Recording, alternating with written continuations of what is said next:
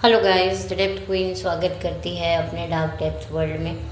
और आज मैं बात करूंगी एक ज़माने की मशहूर मॉडल और एक्ट्रेस अनुपमा वर्मा के बारे में। जी हाँ, अनुपमा वर्मा को आपने बहुत सारे म्यूज़िक वीडियोस में देखा होगा, कुछ फिल्मों में देखा होगा और हो सकता है कुछ कमर्शियल एड्स में भी देखा होगा, क्योंकि ये 90s के दौर में काफ़ी फेमस हुई थी।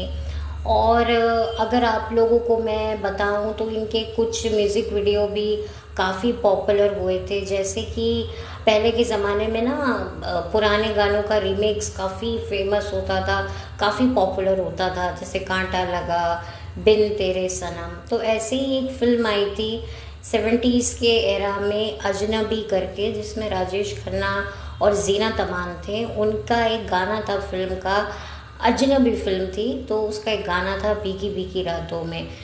तो भीगी भीगी रातों का जो रिमिक्स हुआ था उसमें अनुपमा वर्मा थी और उनके हीरो थे निकेतन मैधोक। निकेतन को आपने बिग बॉस सीज़न 6 में देखा था, इमाम वाले में, और उसमें उनकी हीरोइन थी अनुपमा वर्मा। और ये लुइस, पता नहीं एल से करके, मुझे नाम नहीं याद आ रहा है, लॉरेंस लुइस थे इसके कंपोज़र। अगर मैं गलत होंगी तो मैं कमेंट सेक्शन में ठीक कर दूंगी नाम। मुझे अभी वही नाम याद आ रहा है, तो शायद ये मैं ठीक नाम ले रही हूँ, बट फिर भी मैं कंफर्म करके आपको कमेंट सेक्शन में लिख दूंगी अगर मुझे लगा कि मैंने कोई गलत नाम लिया है तो उनकी एल्बम में ये थी। फिर बिदू का एक गाना था नाजिया हसन के साथ, दिल बोले बूम बूम, उसका जो रिमिक्स हुआ था एल्बम, उसके भी म्यूज़िक वीडियो में अनुपमा वर्मा थी। और कुछ फिल्मों में भी अनुपमा वर्मा एक्टिव रही, जैसे कि मनीषा कोइराला और जैकी श्रॉफ की ग्रहण फिल्म आई थी, उसमें भी थी। फिर उसके बाद अमीषा पटेल और आफ्ताब शिव देसानी की एक फिल्म आई थी, क्या यही प्यार है, उसमें भी थी।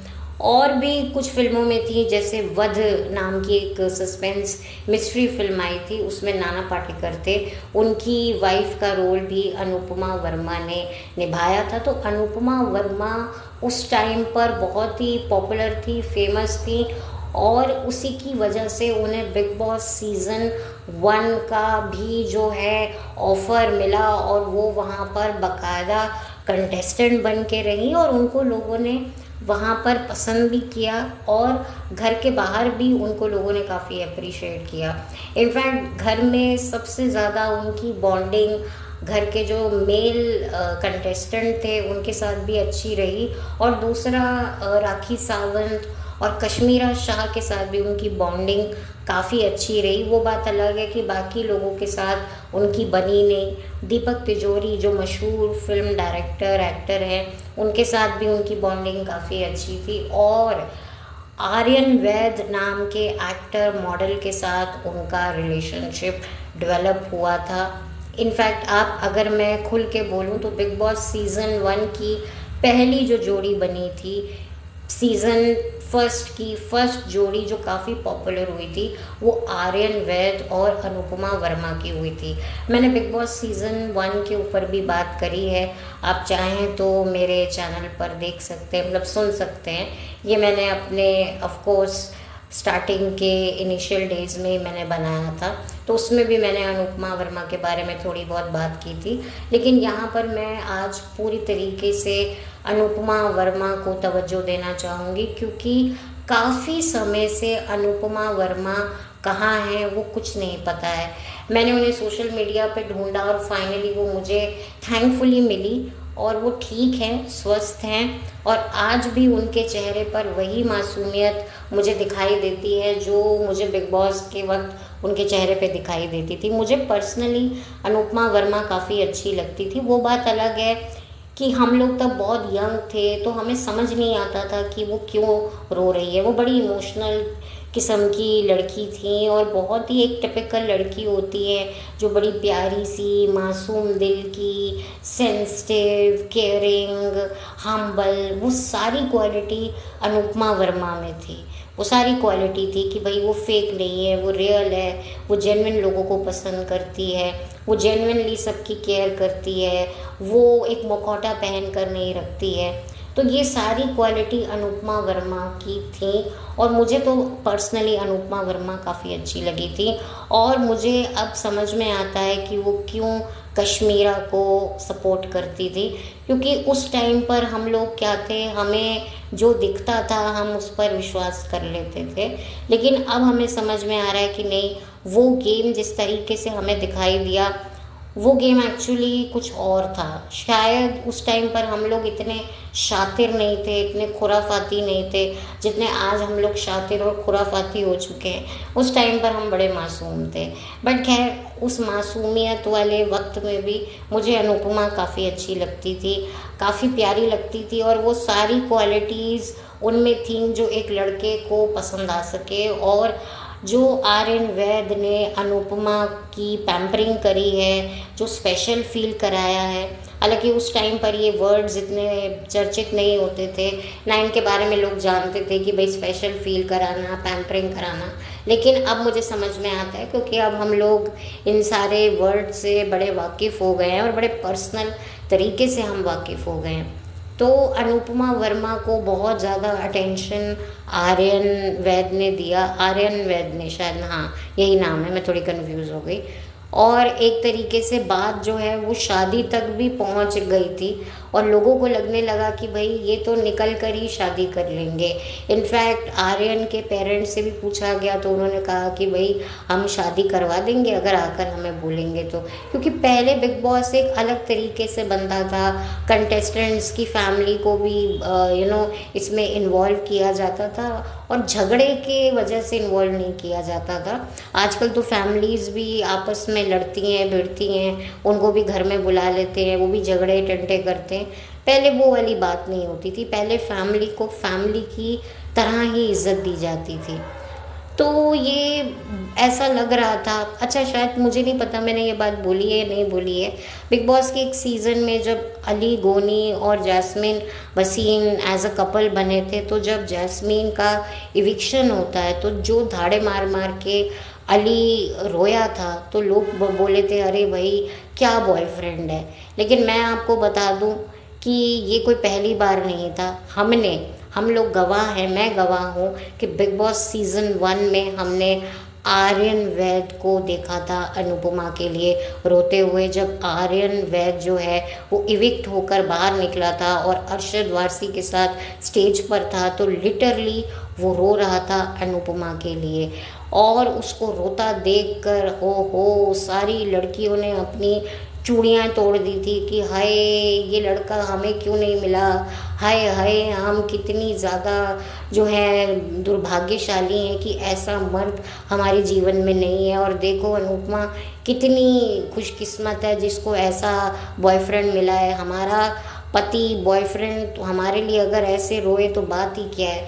मतलब लिटरली जो आर्यन वैद को बहुत लड़कियों ने एक तरीके से टीवी पर बैठे बैठे ही अपने दिल दे दिए थे कि हाय क्या लड़का है। तो ये चीज़ हमने सबसे पहले बिग बॉस सीज़न 6 में देखी है। तो ये अली का रोना तो खैर चलो बाद में है, मैं ये नहीं कह रही कि वो आर्यन को कॉपी कर रहा है, नहीं, वो डेफिनेटली जेन्युइनली रोया होगा। लेकिन हम ऐसा same scenario big boss season 1 में देख चुके हैं। और बड़ी हैरानी की बात हुई कि जब अनुपमा और आर्यन वैद दोनों जब इस शो से इविक्ट होकर फिनाले में जब ये साथ में आते हैं तो ये बोलते हैं कि जी अब हम साथ में ही नहीं हैं, अब हमारा रिलेशन ख़त्म हो चुका है। और अनुपमा इतनी ज़्यादा पिस्ड ऑफ थी आर्यन वैद से, लिटरली वो जेन्युइनली हर्ट थी कि आर्यन बिल्कुल शो से निकलने के बाद बदल गया। और वो चीज़ उनके चेहरे पर दिखी भी। हालांकि आर्यन का एक अपना ही अलग एक स्वैग था, एक अपना ही एक अंदाज था और एक अपने ही जोन में थे, क्योंकि आर्यन को बड़ी पॉपुलैरिटी मिल गई थी इस शो से और उनको काफ़ी काम मिला था। वो बात अलग है कि वो ज़्यादा चल नहीं सका है और आज आर्यन जो हैं वो वैसे एक्टिव नहीं हैं जो कुछ वक्त पहले थे। वो बिग बॉस से पहले भी थे, लेकिन बिग बॉस के बाद जो उनकी एक लवर बॉय की इमेज बनी, और जो अनुपमा को वो जिस तरीके से पैम्पर करते थे, पुन्ना पुन्ना बोल बोल के पीछे घूमते थे, हाथों से खाना खिलाते थे, तो एक अलग तरीके की फ़ैन उनकी बेस बन चुकी थी। तो इसी वजह से आर्यन अपने पूरे मस्ती में थे, और बेचारी जो अनुपमा थी वो बहुत ज़्यादा डिसहार्टेड हुई, और फिर उसके बाद उनका ब्रेकअप हो गया, और फिर कभी भी जो है दोनों साथ में नहीं दिखाई दिए, और अनुपमा भी फिर कहाँ की कहाँ चली गई पता ही नहीं चला, क्योंकि इतना ज़्यादा तब सोशल मीडिया था नहीं। तो मैगज़ीन्स में कभी किसी स्टार के बारे में कुछ छपा, या कभी किसी न्यूज़पेपर में कोई एंटरटेनमेंट कॉलम आता था तो उसमें कुछ छप गया तो छप गया। लेकिन अब तो आपको अगर किसी के बारे में पता लगाना है तो अब थोड़े से फ़ायदे हो गए हैं, उस टाइम पर नहीं थे। और यही वजह है कि मैंने जो है इंस्टाग्राम पर उनको ढूंढा, और फिर उनको जो है देखा, और लगा कि हाँ भाई वो ठीक हैं, तंदुरुस्त हैं, और एक अच्छी पीसफुल लाइफ वो जी रही हैं अपने दोस्तों के साथ। उनके दोस्तों में अश्मित पटेल हैं, करणवीर बोरा हैं। करणवीर बोरा तो आप लोग उनको बिग बॉस के सीज़न 11 में देख चुके हैं, दीपिका कक्कड़ इब्राहिम वाले में, जिनको केवी केवी सब बुलाते थे। तो उनकी 3 बेटियां हैं और उनकी वाइफ हैं टीजे। तो अच्छी उनकी दोस्ती है, तो मुझे लगा कि चलो वो एक अच्छी लाइफ जी रही हैं, एक्टिव हैं, कोई वो गुमनामी के अंधेरे में नहीं घूमी हैं, और वो आज भी बिल्कुल वैसी हैं। अब उनका मैरिज स्टेटस मुझे नहीं पता चला है कि वो मैरिड हैं, सिंगल हैं, या किसी के साथ डेट कर रही हैं, मुझे इसके बारे में कुछ नहीं पता है। लेकिन काफ़ी हर्ट हुई थी, और बहुत ही जेन्युइनली वो जो आर्यन के जो गेस्चर्स थे उनके प्रति, वो उनको अप्रिशिएट भी करती थी। अब ये तो बात हो गई थोड़ी अनुपमा के बिग बॉस स्टिंट के बारे में, लेकिन अब मैं बात करूँगी कि भाई क्या हो गया कि आजकल वो इतनी दिखाई क्यों नहीं देती हैं, और इतनी सक्सेसफुल मॉडल होने के बावजूद भी आज ये मॉडल कहीं दिखती क्यों नहीं है। इसके क्या रीज़न रहे, ये तो अनुपमा ही बेहतर बता सकती हैं। बट आप लोगों को पता ही है कि मॉडलिंग प्रोफेशन कैसा होता है। फैशन मूवी में हमने ये सारी बातें देखी समझी, और ये जो मॉडल्स होते हैं इनके पास इतना पैसा भी नहीं होता है। लिटरली इनको काफ़ी ज़्यादा शोज़ वगैरह, एक एक शो के लिए इनको बहुत स्ट्रगल करना पड़ता था। अब तो खैर मॉडलिंग प्रोफेशन भी काफ़ी बदल गया है। जब से ये नेपो किड आए हैं तो नेपो किड्स को ही जो है रैंप पर चलाया जाता है, और इनको एज अ शो स्टॉपर बनाकर जो है यूज़ किया जाता है। और जो प्रोफेशनल मॉडल्स होते हैं जो कई टाइम तक मेहनत करते हैं अपनी वॉकिंग पे, अपनी फिज़ीक पर, वो बैकफुट पे चले जाते हैं। और इस चीज़ को लेकर काफ़ी ज़्यादा आलोचनाओं का सामना ये नेपो किड करते हैं। लेकिन उसके बावजूद भी जो ये बड़े बड़े फैशनिस्ट हैं या ये फैशन के ठेकेदार हैं, ये इन्हीं को लेना चाहते हैं, क्योंकि भाई इनको भी कहा जाता है कि भाई इस बच्चे को प्रमोट करो, इस फैमिली के बच्चे को। तो यही वजह है कि बड़ी इजीली इनको इतने बड़े बड़े शोज़ मिल जाते हैं, और ये मॉडल्स जो कितनी स्ट्रगल करते हैं। और अनुपमा को तो काफ़ी ज़्यादा काम भी मिला, और मतलब इन्होंने म्यूज़िक वीडियो भी किए, फिल्में भी करी, रियलिटी शो भी किया। हालांकि इसके बाद उन्होंने कोई दूसरा रियलिटी शो किया नहीं, मुझे तो नहीं पता चला इसके बाद इन्होंने एग्जैक्टली किया क्या है। अगर आप लोगों को कुछ पता होगा तो प्लीज़ बताइएगा। डेफिनेटली मुझे इनकी कमी काफ़ी मैं मिस करती हूँ कि भाई एक वक्त पर हम इनको हर दूसरी तीसरी ऐड में या म्यूज़िक वीडियो में देखा करते थे, और फिल्मों में भी इनको देखा करते थे। मैं ये नहीं कहूँगी कि ये बहुत अच्छी एक्ट्रेस है, लेकिन हाँ ये एक्टिव रहती थी, और ये थी बड़ी खूबसूरत, और अभी भी इन्होंने अपनी खूबसूरती को काफ़ी अच्छे से मेंटेन किया हुआ है, और अभी भी ये बहुत प्यारी लगती हैं। और मैं चाहती हूँ कि इनको सपोर्ट मिले। मैं ये नहीं कहती कि इनको वापस से मॉडलिंग करनी चाहिए या फिल्मों में आना चाहिए, लेकिन हाँ ये जो भी अपनी लाइफ में जैसी भी ज़िंदगी जी रही हैं, बस ये खुश रहनी चाहिए, अपने आपने बिज़ी रहनी चाहिए, स्वस्थ रहनी चाहिए, ज़िंदा रहनी चाहिए। मैं तो ये मानती हूँ, क्योंकि कई ऐसी बेचारी मॉडल्स होती हैं जिनके साथ क्या क्या होता है और वो कहाँ की कहाँ गुमनामी के अंधेरे में खो जाती हैं कि उनका एक बाल तक दिखाई नहीं देता है। बट थैंकफुली अनुपमा जो हैं वो काफ़ी एक्टिव हैं और काफ़ी सोशलाइजिंग भी करती हैं, पार्टियों में भी जाती हैं और इवेंट्स पे भी जाती हैं, बातें भी करती हैं। तो मुझे ये देखकर अच्छा लगा, ये तसल्ली हुई कि ये ठीक है। और आप में से कितने लोगों ने अनुपमा वर्मा को देखा है या आप इनको देखना चाहते हैं किसी प्रोजेक्ट में? क्योंकि अब तो OTT प्लेटफॉर्म आ गया है, तो मैं तो चाहूँगी, मुझे तो खुशी होगी कि कभी मुझे अनुपमा को किसी OTT प्लेटफॉर्म पे कोई अच्छी जेन्युइन बेहतर वेब सीरीज़ में वो दिखाई दे, तो मुझे बड़ी खुशी होगी। क्योंकि भाई मैंने उनको देखा है, बहुत करीब से देखा है। और वो बात अलग है कि उस टाइम पर हम लोग खुद बच्चे थे, समझ नहीं पाए, लेकिन आज हम समझते हैं कि भाई वो इस रियलिटी शो को बहुत अच्छे से समझ गई थी और यही वजह है कि इसके बाद उन्होंने कोई और रियलिटी शो किया नहीं। मे बी क्या रीज़न रहे, इनके अपने रीज़न रहे या इनको मिला नहीं, ये तो यही जाने। लेकिन काफ़ी हार्ड प्रोफेशन होता है ये मॉडलिंग प्रोफेशन, इतना इजी नहीं रहता है। हर वक्त अपने आप को जो है आपको फिट रखना पड़ता है। और अनुपमा में एक अच्छी मॉडल की सारी क्वालिटीज़ हैं, चाहे वो फिगर हो, चाहे वो शक्ल हो, सूरत हो, चाहे वो पर्सनालिटी हो, हर लिहाज में अनुपमा परफेक्ट थी और हैं। और मैं चाहती हूँ कि आगे भी वो अपनी लाइफ में बहुत खुश रहें। बहुत ही इमोशनल लड़की रही हैं, जितना भी मैंने उनका बिग बॉस का सफ़र देखा है, अपनी फैमिली को लेकर, अपने दोस्तों को लेकर, अपनी मदर को लेकर, बहुत ही एक अच्छी मुझे लगी। अब आई डोंट नो वो ऐसी हैं या वो भी कोई एक्टिंग कर रही थी, वो तो वही जाने। बट मुझे नहीं लगा कि वो एक्टिंग कर रही थी, क्योंकि काफ़ी चीज़ें जो हैं उनकी जेन्युइन मुझे लगी। और शायद यही वजह है कि उन्होंने उन चीज़ों को रिपीट नहीं किया, क्योंकि अगर वो चीज़ों को रिपीट करती तो शायद मुझे लगता कि चलो पैसे के लिए वो ये कर रही हैं। या हर इंसान की देखो अपनी मजबूरी होती है। लोग अक्सर बोलते हैं भाई रियलिटी शो में हमें गलत तरीके से दिखाया, रियलिटी शो ऐसा है वैसा है। लेकिन मैं क्या देखती हूँ कि वो वापस से वही रियलिटी शो दूसरे करते हैं, वैसा ही अपना वही एंगर जिसकी वजह से उन्हें इतना क्रिटिसिज्म मिलता है, वही सेम रिपीट करते हैं। क्यों? क्योंकि उनको भी पता है कि जो दिखाएंगे उसी से फिर हम अपने घर में जो हमें पैसा मिलेगा उससे हम अपने घर में चूल्हा जलाएंगे। तो इसी वजह से वो हर रियलिटी शो में वही गुस्सा, तोड़ फोड़, अपना वही चीख पुकार करके जो है पैसे कमाना और उसी से अपने घर की रसोई चलाना। फिर उसके बाद ये कहना कि भाई रियलिटी शो तो ख़राब होते हैं, हम तो पूजा पाठ भी करते थे लेकिन हमें तो सिर्फ लड़ते झगड़ते दिखाया।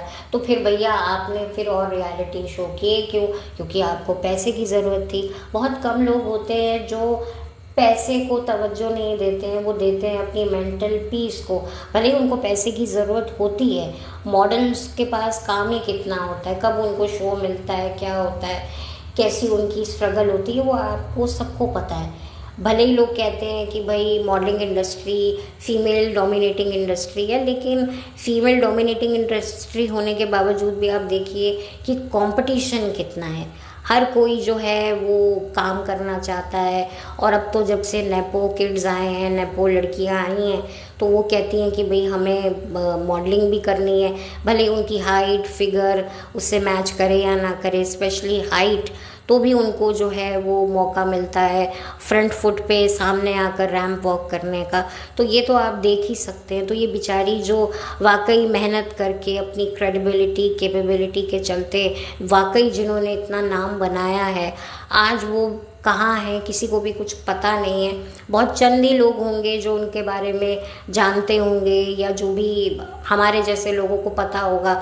मुझे तो पूरा यकीन है कि एज अ ऑडियंस जितनी भी ऑडियंस होगी वो काफ़ी हद तक इन्हें भूल भी चुकी होगी, जो उस ज़माने की होगी जिन्होंने इन्हें बिग बॉस सीज़न 1 में देखा था। शायद बहुत से लोग भूल भी गए होते हैं। वो कहते हैं ना, out of sight out of mind, यही वाली बात होती है ना कि भाई आंखों से ओझल तो मन से भी ओझल, तो वही वाली बात हो जाती है। तो और मेरा तो काम ही यही है और मेरी ये पैशन है कि भाई मैं अपने चैनल पर उन लोगों के बारे में बात करूं जिनके बारे में बात नहीं होती है, क्योंकि जिनके बारे में बात नहीं होती है बात उन्हीं में होती है। मैं इसमें बिलीव नहीं करती हूँ कि जिनके बारे में बात होती है क्योंकि उनमें बहुत बात होती है, नहीं, जिनके बारे में बात नहीं होती एक्चुअल में बात उन्हीं में होती है। और यही वजह है कि मैं अपने चैनल पर ऐसी फिल्में, ऐसे लोगों के बारे में बात करती हूँ जिन्हें शायद ऑलमोस्ट लोग अपने जहन से भुला चुके हैं। तो मेरी ये कोशिश है कि उन्हें तवज्जो मिले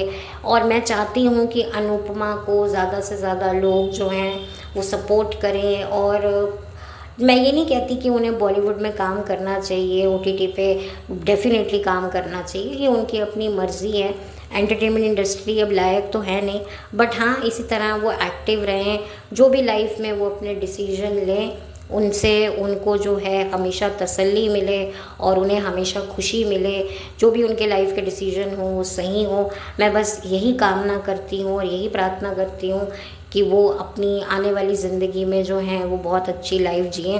हालांकि उनकी एज अगर मैं देखूं तो आज वो शायद अपने अर्ली 40s में होंगी, आई डोंट नो एग्जैक्टली, क्योंकि क्या होता है ये एक्टर एक्ट्रेस अपनी एज को आगे पीछे कर लेते हैं, तो मेरे पास एग्जैक्ट इनका डेट ऑफ बर्थ है सही नहीं उसकी भी मेरे पास गारंटी नहीं है। बट हाँ काफ़ी एज तो हो गई होगी, बट उसके बावजूद भी अगर आप इन्हें देखेंगे तो ये बहुत खूबसूरत है अभी भी, और अभी भी इनकी स्माइल वैसी की वैसी है। तो मुझे तो इनको देखकर बड़ा ही अच्छा लगा और मैंने सोचा कि यार इनके बारे में तो मैं बात ना करूं, ये तो हो ही नहीं सकता। तो खैर आप लोग भी बताइएगा कि आप लोगों ने अनुपमा वर्मा जी को कभी अपने टाइम में 90s के दौर में या बिग बॉस सीज़न 1 में आपने देखा, आपका क्या एक्सपीरियंस रहा, आपको कैसी लगती हैं, या आपको भी इनका वो गाना भीगी भीगी रातों में, एक तो अदनाम सामी का भी वो भीगी भीगी रात वाला है, ये वो वाला नहीं है, ये दूसरा वाला है, तो बहुत ही मतलब इनकी ये सेंशुअस इन्होंने उसमें अपनी वो अदाएं दिखाई हैं इस गाने पे। हालांकि ये गाना वैसा वल्गर नहीं है लेकिन अपने टाइम के हिसाब से बोल्ड नहीं है, सेंशुअस है भाई, बोल्ड सेंशुअस कुछ भी कह लो, बट इतना ख़राब नहीं है, क्रिंज नहीं है जैसे आज की तारीख में होता है। और काफ़ी अच्छी लगी हैं, खूबसूरत लगी हैं अनुपमा वर्मा, और मुझे उनको देखकर काफ़ी अच्छा लगा। और बस मैंने सोचा कि चलो मैं बात करूं, क्योंकि एक तरीके से अपनी एक पर्सनल मेमोरी जो मैंने इन्हें देखकर कमाई है वो आप लोगों के साथ मुझे लगा मुझे शेयर करनी चाहिए। और काफ़ी टाइम से ये नज़र नहीं आ रही हैं बॉलीवुड में, टेलीविज़न इंडस्ट्री में, एडवर्टीज़मेंट वर्ल्ड में, तो रियलिटी शो में, तो मुझे लगा कि इनके बारे में बात करना तो बनता है, क्योंकि इन्होंने भी अपने वक्त में एक इतिहास तो रचा ही है और बिग बॉस जैसे ख़तरनाक रियलिटी शो के पहले सीज़न की कंटेस्टेंट रही हैं। और एक वक्त पे मैं बिग बॉस की बहुत बड़ी फ़ैन रह चुकी हूँ, तो एक तरीके से एक एक्स फ़ैन का बिग बॉस के एक एक्स सीज़न की एक्स कंटेस्टेंट के बारे में बात करना तो बनता है, और वो भी पहला सीज़न, पहला, जी हाँ, सबसे जेन्युइन सीज़न मुझे ये लगता है। उसके बाद जो सीज़न आए, सीज़न 2 भी मुझे ठीक लगता है, लेकिन कहीं ना कहीं वो धीरे धीरे क्या होता है कि सब लोग सीज़न 1 को इतना देख कर आए थे, तो कहीं ना कहीं वो जेन्युइन चीज़ें थोड़ी कम लगने लगी थी। हालांकि बिग बॉस सीज़न 2 भी जेन्युइन था, लेकिन जो सीज़न 1 में जो बात थी ना, वो बात तो भैया किसी में नहीं आ सकती। इसमें मेरी राखी सावंत भी हैं, और इसमें आप सबकी रूपाली गांगुली जो अनुपमा नाम के सीरियल कर रही हैं वो भी इसमें थी। और अनुपमा ऑन स्क्रीन वाली अनुपमा और ये मॉडल अनुपमा वर्मा में भी काफ़ी अलग तरीके का इक्वेशन मैंने देखा था। खैर अब उसके बारे में मैं क्या बात करूं। अनफॉर्चुनेटली बिग बॉस सीज़न 1 के एपिसोड्स यूट्यूब पर इतने अवेलेबल नहीं हैं, और ये मुझे बड़ा बुरा लगता है। मुझे लगता है और किसी सीज़न के ना हो, लेकिन बिग बॉस सीज़न 1 के तो होने चाहिए। मेरे लिए तो ये सीज़न स्ट्रेस बस्टर था, लिटरली स्ट्रेस बस्टर था, मुझे इतना पसंद आया था कि इसके बाद से ही मैं बिग बॉस सीज़न 1 की फ़ैन हो गई थी। इनफैक्ट पूरे बिग बॉस शो के कॉन्सेप्ट की फ़ैन हो गई थी। वो बात अलग है कि आज मैं बिग बॉस के बारे में बात करना मेरे लिए मानो मुझे बोझ सा लगता है। तो खैर ये मेरी तो बकवास चलती रहेगी।